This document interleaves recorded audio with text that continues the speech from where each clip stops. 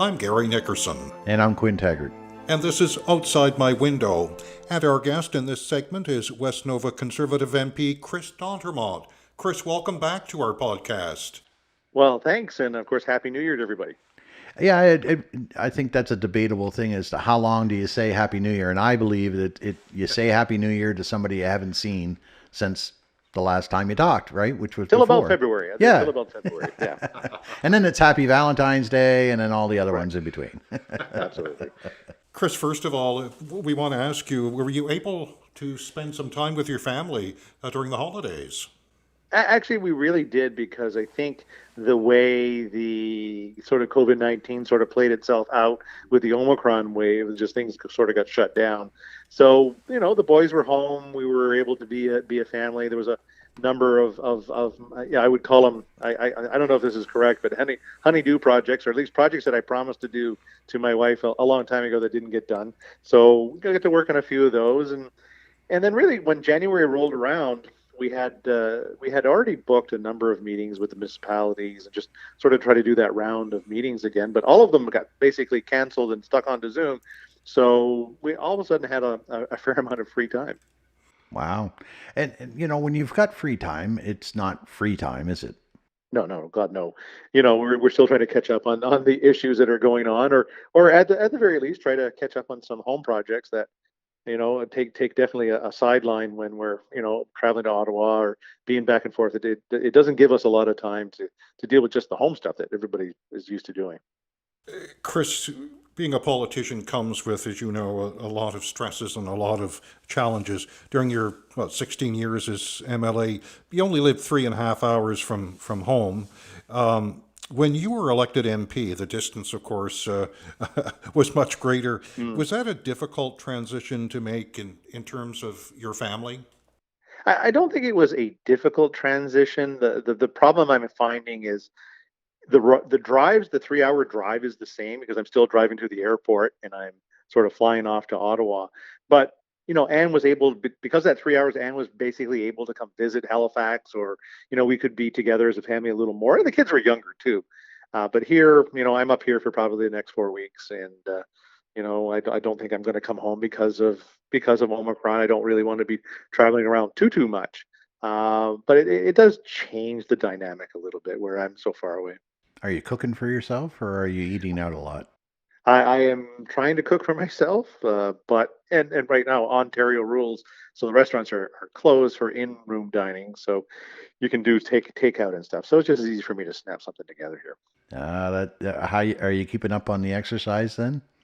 Well, I'm trying to walk. My apartment is about 5.5 blocks away from Center Block, where we do the work. My office is in Wellington, and we're trying to do that. So it's a good walk there and a good walk back. Even the last few days it's been -20 or -25. So it's That's not still a the coldest comfortable capital in walk. the world. It's still the coldest capital in the world. Oh, wow. That's not a comfortable walk at -20. No, God, no. But hey, it's doable. Yeah. So in November of 2021, you became the first Acadian to be appointed Deputy Speaker and Chair of the Committees of the Whole. What does that really mean to you personally, and what's the actual role of the Deputy Speaker? Well, it's a great honor because not only do you have to sort of get your peers to look at you in this kind of way. I mean, I've been a politician for a long time, but I've never seen myself as a committee lead per se. So it was a great honor. It was a bit of a gamble to sort of put your name forward to be a speaker, but it was a good recognition of the hard work that we've been doing in West Nova as an MLA or as an MP, to be recognized in this way. And sort of the what I try to do is that I use the opportunity as a networking opportunity, make sure that I know people, get to know their ridings. I don't look at it necessarily as the political way that a lot of people, it's liberals against conservatives. I want to know everybody, and I want to be able to work with them. And I think that actually paid off in this particular case, that they were able to see through the partisanry was what we would say in French, but the partisanship that happens here, and just say, that Chris is a good guy, and let's see if we can work with him. What it gives us too is it gives me an opportunity to as an Acadian, to speak Acadian French in the chair, not necessarily good Quebec French. And some words don't come across quite as powerful as maybe they should. But I think it's a great opportunity for an Acadian and Nova Scotian, a guy from Yarmouth County, to be able to sit in that role. I mean, I'm the deputy speaker of the House of Commons, the Canadian House of Commons. That's a pretty big deal, I guess. Is there a term that goes with that? Like, are you in that role for a certain period of time? The only limit to this term is an election, and or if I decide to step down from it. So it's while this session is in, so the 44th session of Parliament, I can stay as deputy speaker if I want to stay there, or something drastic happens that I have to be removed from it. So my plan is to stay there until the end. As an MP in the opposition, normally you would be assigned a role in the shadow cabinet of sorts or whichever.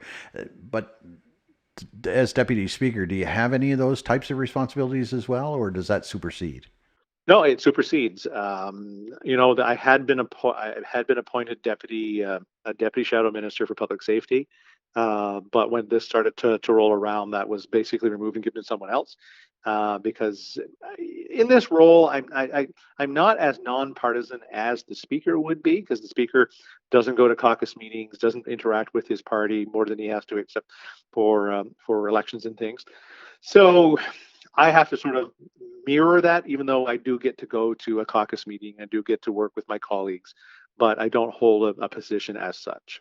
So deputy speaker's it.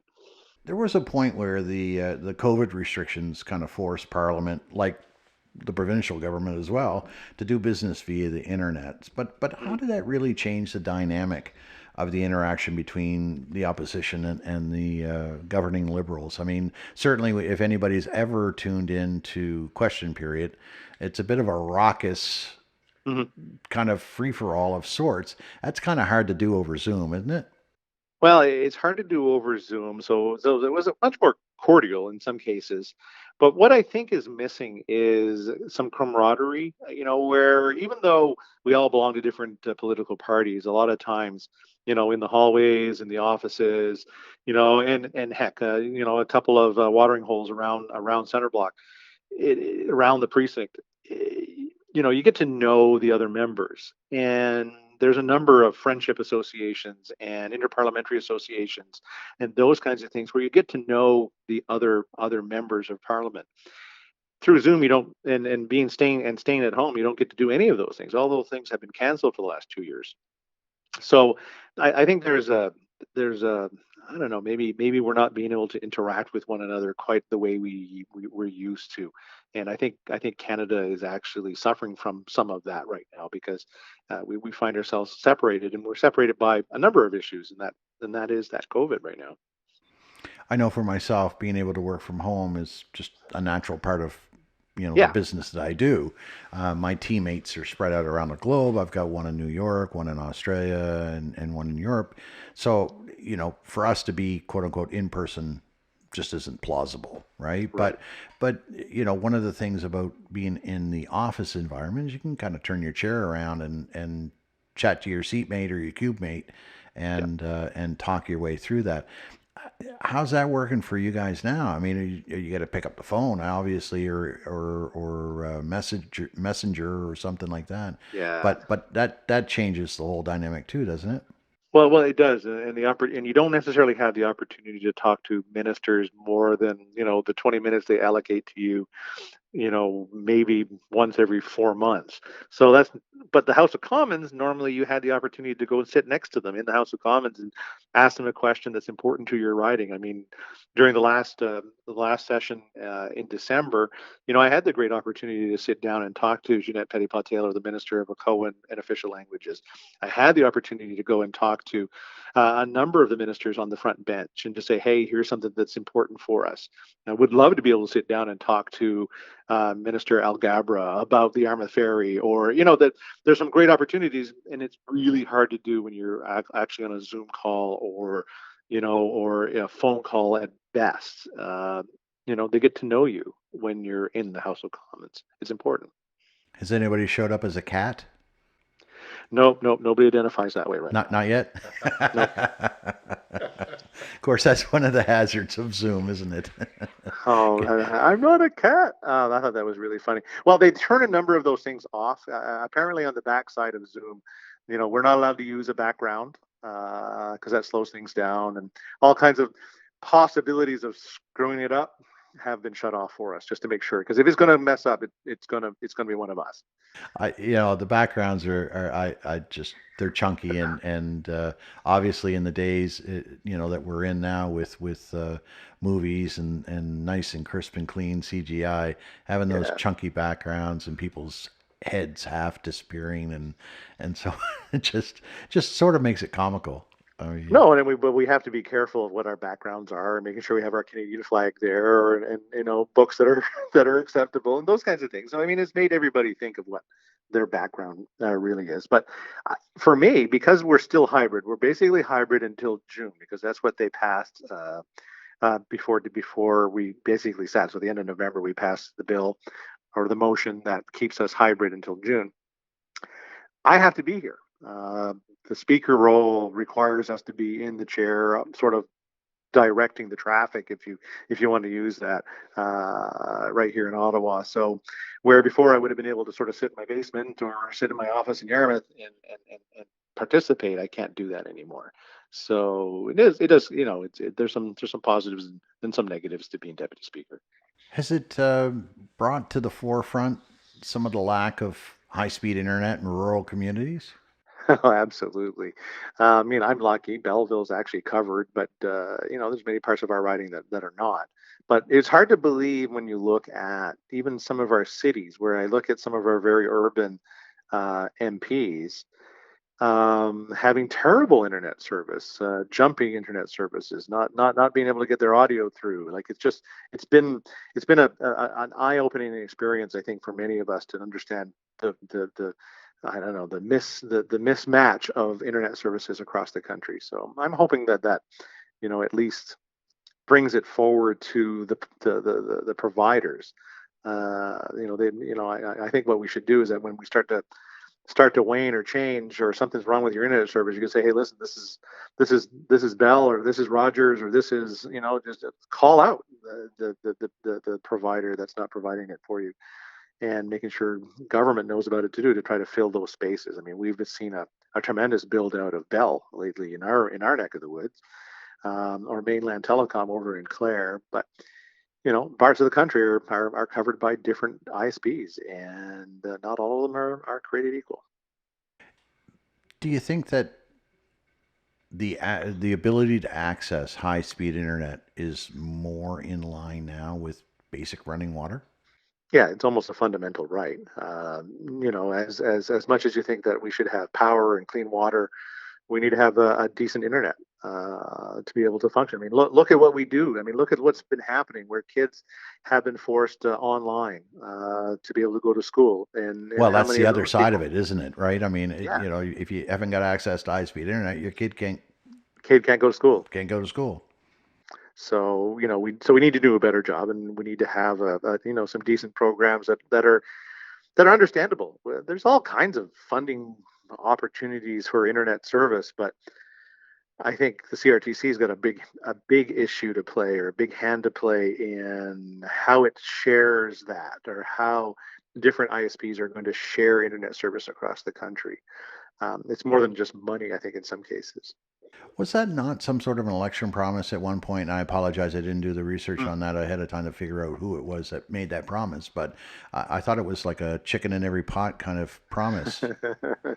Well, I remember being part of the Rodney McDonald government where we promised the internet to everybody, and as much as they provided it to 90% of Nova Scotians, it was provided at a certain speed. So, as internet speeds have changed and increased over the years, a lot of those people were left behind. So, not only do we have to provide internet service, but we also have to look out 10, 15 years and try to figure out where it's going, and whether we're providing them with a service that is buildable, scalable, and I guess the word's evergreen, to make sure that it's there for them. Yeah, and I mean, cost effectiveness is the other side of it. I mean, as the speeds go up and up and up and up, so does the premium price that goes with it, Right. right? That's right. In order for me to be able to do my work from home, I need top tier, Right. and I'm paying for it, right? Yeah. No, But I'm sure. but just to be able to do online learning for my kids, if I had them in school, I'm not sure at what rate you'd need in order, like what the bare minimum is. Yeah. Well, I mean, I know right now I'm on the 50 150 for 50 or whatever through citywide. I think is what I've got in my community. It's basically an Eastlink uses the Eastlink system, which has been fine for our household. When I've seen three of us, and teaching school, already at his NSCC program, and me dialing into dialing in me on Parliament, right? So it's been a challenge for all of us. But what is that minimum? What is that maximum? What can our community support? I'm never quite sure. Yeah, yeah. I'm on I think I'm like 300 down and 10 or 11 or 12 up, which is great for because I've got high security VPN, Right. but I'm the only one in the house that's using it. Yeah. So that's not, I guess, as bad. I don't have to compete with my son who might be a gamer. Right. Chewing up, chewing, Piggyback that stuff on top. Yeah. chewing up the bandwidth or the wife on Candy Crush.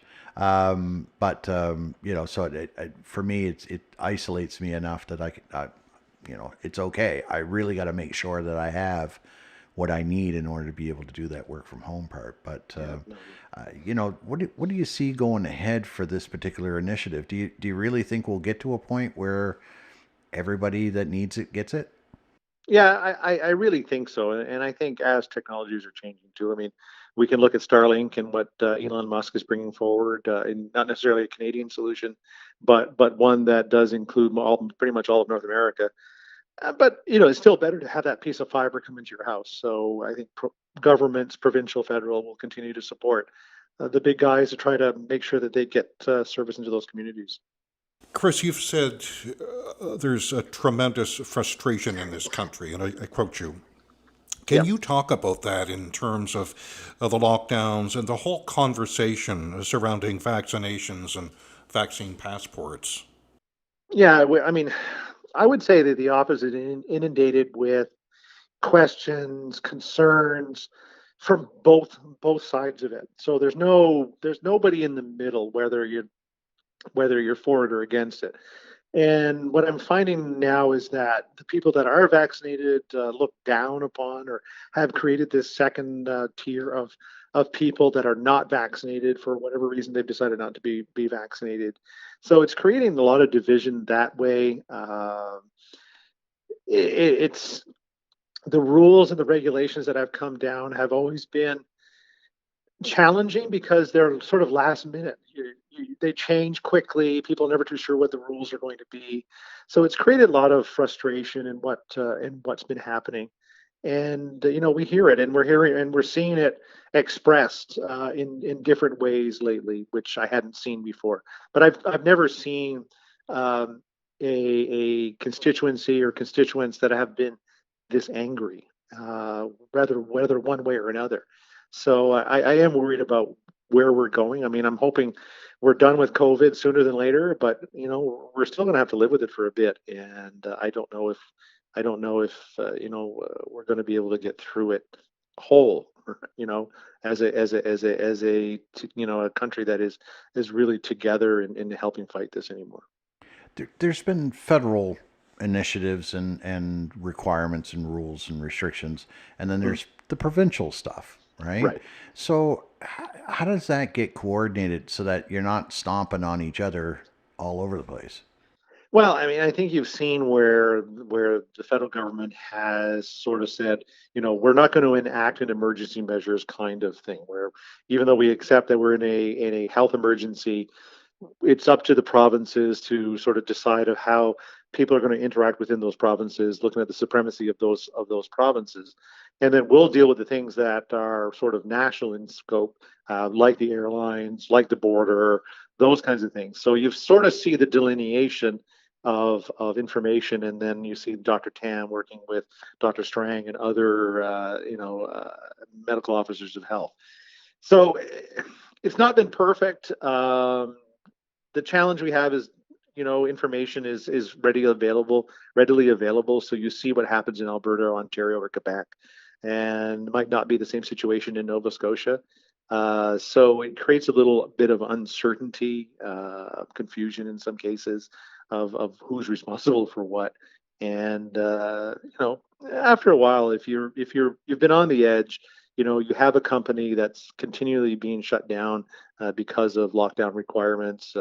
It's going to get frustrating. It's going to be very frustrating, and this alienation of communities. Individuals are finding themselves stuck at home, whether they're scared of the virus and don't want to catch it, so they're staying close to home, or for whatever reason they're staying. We're seeing lots of incidents of mental health. It just goes on. So it's a very challenging time for Canadians, and we can listen, we can try to direct them in the right place, but in a lot of cases, many of these things don't have one answer. They're very complicated in a lot of cases.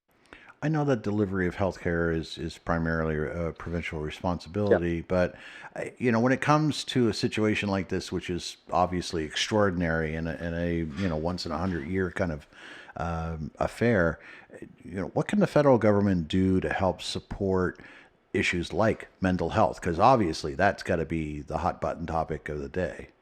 Yeah, well, I mean, ultimately, we need to make sure we have access to mental health services.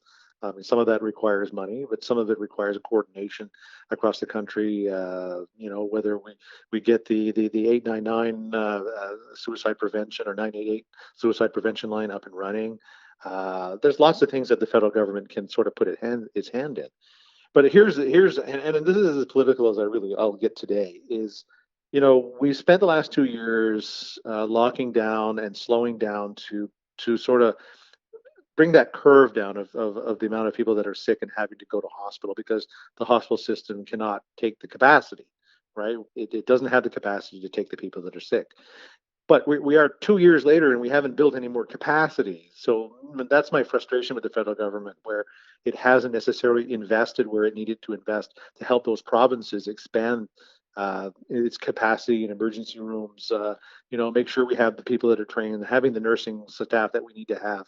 Uh, we've got tremendous burnout going on too with our frontline healthcare workers. So where has been the support for them? So it's a frustrating thing that we're still in that same place 2 years later.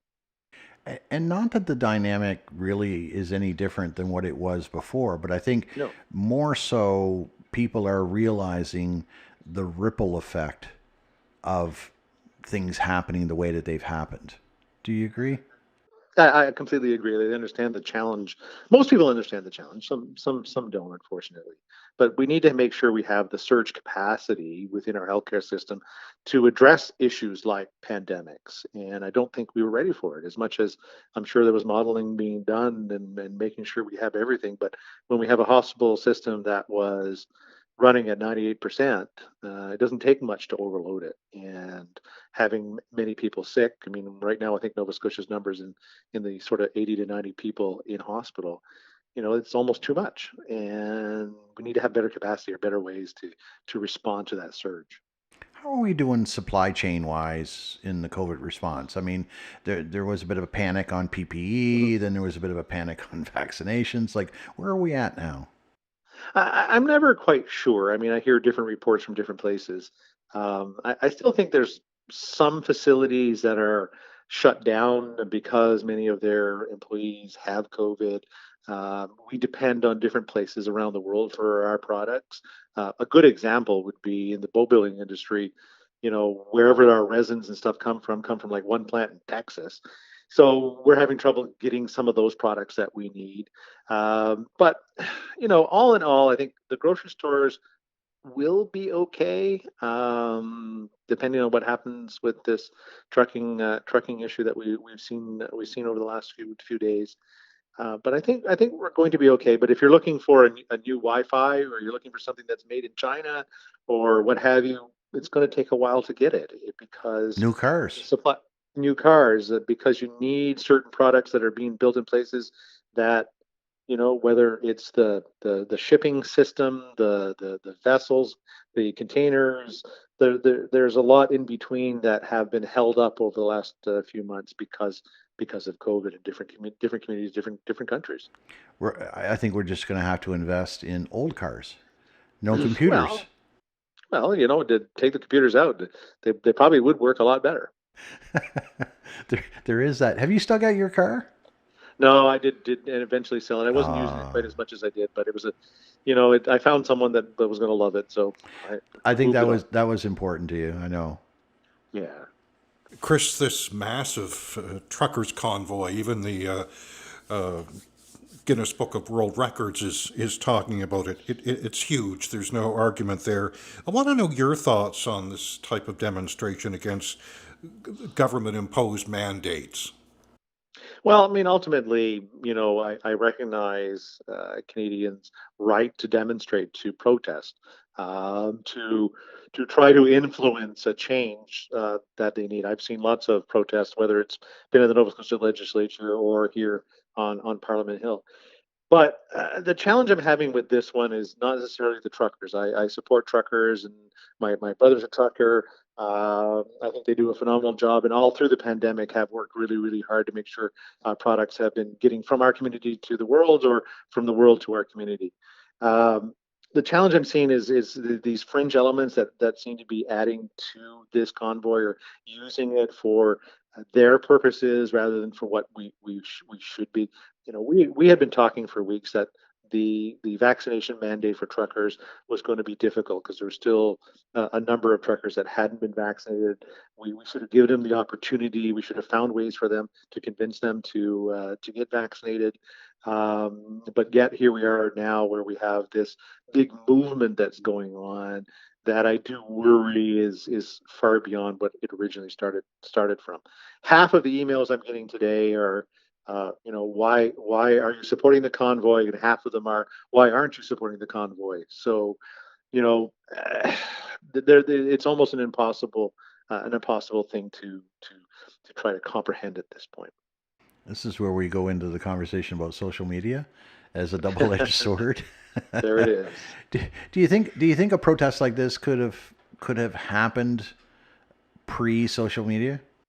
I mean, we would probably had a parade of trucks coming through Ottawa to protest one thing or another.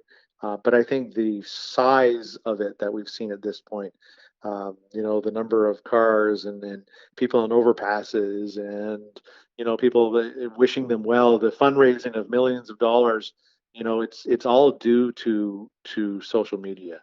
Um, Whether the information is correct or not. And that's the part that I think we need to do more work on over the next few years, of try to understand the role social media has on just our day-to-day lives now.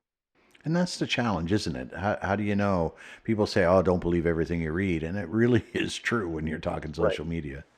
Right. And I mean, all through this pandemic, whether you're searching one thing or searching the other thing, you're getting two very distinct stories on it. And in a research life, you have to try to get all points of view, and try to manage your way through it. I don't think people are getting all the information that they need to make one decision one way or another. It's very skewed depending on how you're searching. I mean, I can't remember the name of the movie that's actually still on Facebook, which talks about how social media actually works, and sort of adapts to your needs and views. So I don't know. It very much concerns me, but it's vitriol. It's the anger. It's the meanness that we've seen through it, is quite breathtaking in sometimes. Chris, there's been so much focus on the response to COVID in government, and rightly so, and the ongoing debates on the various related issues. Do you think that's forced some of the matters, some issues to the back burner that you think perhaps need to be more promptly addressed? Well, I mean, we seem to have all of a sudden forgotten about many of the other issues that have been going on. I mean, we're stuck talking about this trucker thing in Canada, and yet we're on the verge of a possible war in Ukraine. People should be concerned about that. We should be concerned about different things in our communities. We should be worried about people being left behind. I mean, I know in our community, people that are hooked to tourism are still going to find themselves challenged. They're the last. They were the first ones to lose their businesses or to lose their clientele, and they'll be the last ones to get them back. But we haven't concentrated on that. So there's lots of things out there. Mental health. I talked about that today on my Facebook Live. We need to be talking more about that. We need to be talking about our economy. So it's been a lot of COVID, but we really do need to think about those other things that are important to us. You'll probably have the budget come up in February. Is that still the plan? Yeah, no. So as far as I know, the full budget will be coming forward from them, and we're hoping to see, some more back to normal and how recovery or how we're going to help certain businesses recover. But full knowing that we spend an awful lot of money already in how do we do that without bankrupting the country? Well, that's it. I mean, we spent our way out of this. Right. Now we got to pay for it. Yeah, no, no, for sure. And so we're going to have to try to see some kind of restraint in that budget. I think it'll be interesting to see, what are the next steps. We're already seeing, talks of COVID-19 going endemic, whatever whatever that means. But it really means that we're moving along the correct steps. But how do we get to just normal? I think most people Canadians would say, let's get back to normal. Yeah. If anybody wants to know the difference between pandemic and endemic, they can go back a couple of episodes and There you listen to Dr. Strang go. There you because he go. does explain it. I don't remember the exact nuances, and so I'm not going to do that. But that was a bit of a shameless plug. I apologize. Um, are we missing anything? Let's springboard back to COVID for a second. Are we missing anything out of the federal COVID response? Certainly, we see that there's some businesses and self proprietors and other small Yeah. business oriented that are being left out of these Trudeau initiatives. So, how do we make sure that everybody's kind of looked after? Yeah, well, I mean, like the biggest one that I see is in the service industry, more specifically in tourism. Uh, I mean, locally, we can just look at the ferry and say, if it gets up and running this year, I mean, the indication that it will, they'll try, but it's still going to take a few years before we're going to see ridership go up to a point that will support some of our businesses. So we need to have smart programming that looks at those kinds of things rather than just giving uh, money out to everybody. Or the CERB was important, the CRB was important, but I think now they need to be very more strategic in helping those community those businesses out. Chris, I want to ask you about the ferry service. Mm. Since you brought that up, The federal government has contributed to the ferry terminal, the whole retrofit project, and other preparations for the resumption of service this year. When it does resume, it's going to be after a 3-year delay. What does that mean for you as MP? Well, I mean, ultimately, we're going to want to get on to phase two, three of that redevelopment of the ferry terminal.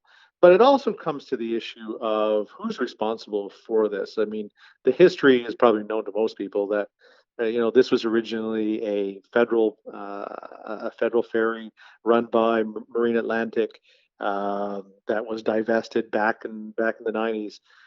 So how do we participate in that?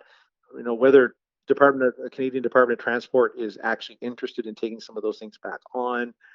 What is the federal responsibility? We know it's got a responsibility to providing service to Newfoundland, but there doesn't seem to be that same responsibility on the Nova Scotia ferry either. So we'll continue to work through that here in Ottawa, but it's been difficult to even get it on the agenda. so Chris, West Nova is such a large riding. 9,000 square kilometers, 70,000 electors. It's quite huge if you look at it on the map, and it's also culturally and economically diverse. But what sort of challenges have you come up against and or had to overcome in order to represent such a large constituency? Well, I mean, ultimately, it's just the square kilometers in trying to get into those communities. In a normal year, as an MP, you would have been able to go to, Lions clubs or Nights of Columbus or festivals or dinners or breakfasts and all those things that you normally would do to meet people is that really can't do that right now. That the opportunity hasn't been there. So the good part of social media is we've used that to get some of our message out to meet people, get them to know us. We've got some good people in the different communities now. I have some Valley folks working in Kingston. I have some good folks working at the Yarmouth office. People from Clare, so we're slowly trying to get out in those communities, and we're using our mailers. We're using everything that we can to make people understand what programs are available to them and those kinds of things. But I just feel sometimes I'm not getting out as much as I need to get out, and that's a challenge. So that's part of it. But the fishing industry, that's been a big issue. Agriculture is always a challenge. We get a big farm industry going up from Annapolis Royal, so big apple industry going on there. Lots of vegetables, lots of poultry. Like it just goes on and on from there of challenges that people have. And some of it's COVID related, and some of it's just the continual challenges of primary production or primary resources in our economy. Now, Premier Houston just recently made a comment about doubling our population by 2060, but I can't see that happening without immigration. So, I mean, is that a hot button topic for our area? Not really, because we do have a lot of immigrants coming in, whether through the temporary foreign worker program or through more permanent programs through the province. The challenge I'm seeing now is not necessarily the availability of people wanting to immigrate here; it's the availability of housing. That there's a housing crunch going on in many of our communities, and to be able to accommodate another million people I think will be a challenge. So I'm hoping to see more discussions around housing uh, before we jump fully into a fully new immigration program. Well, certainly that's come up in a couple of our recent conversations. One most recently with Rebecca Rose Cassidy when we were talking about doctor recruitment. Yeah, I mean it's amazing that we had to go build basically an apartment complex to be able to get healthcare workers into the Army Hospital. But that's the challenge of our community where we just don't have that availability.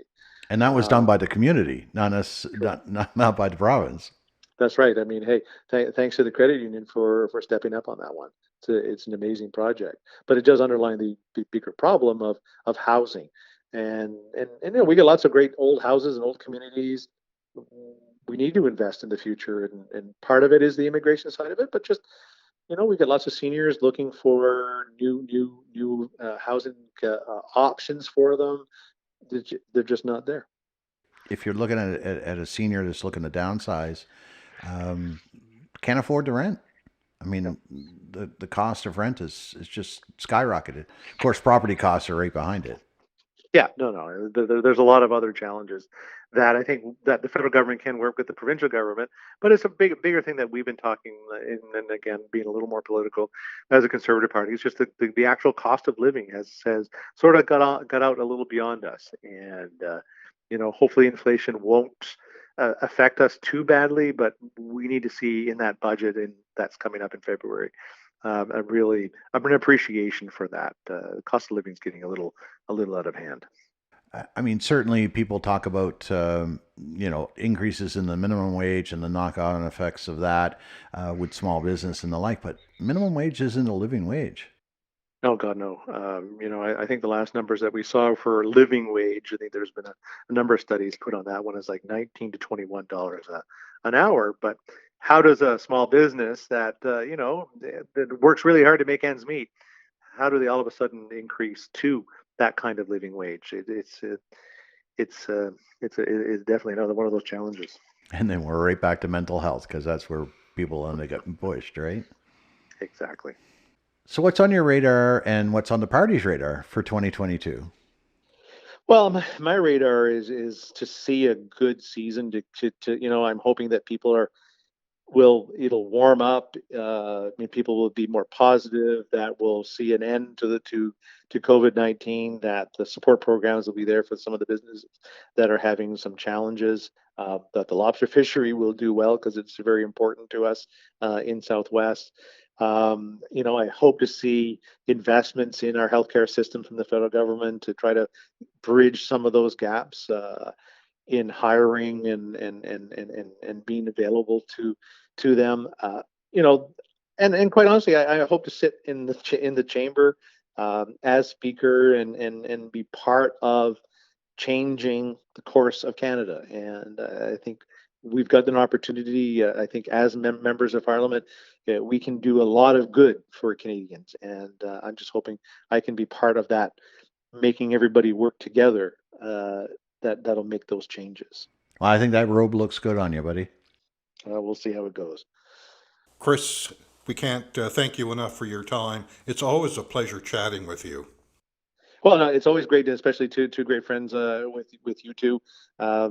Miss seeing you guys around in communities. I mean, Quinn, you don't live too far from my house, and Gary, you and I worked for a long time together at the radio station. So it'll be nice to see you in the flesh, hopefully sooner than later. Well, we'll have to fire up the big green egg you've got. Well, that would be a fun thing to do too. We look forward to it. I'm Gary Nickerson. And I'm Quinn Taggart. And this has been Outside My Window.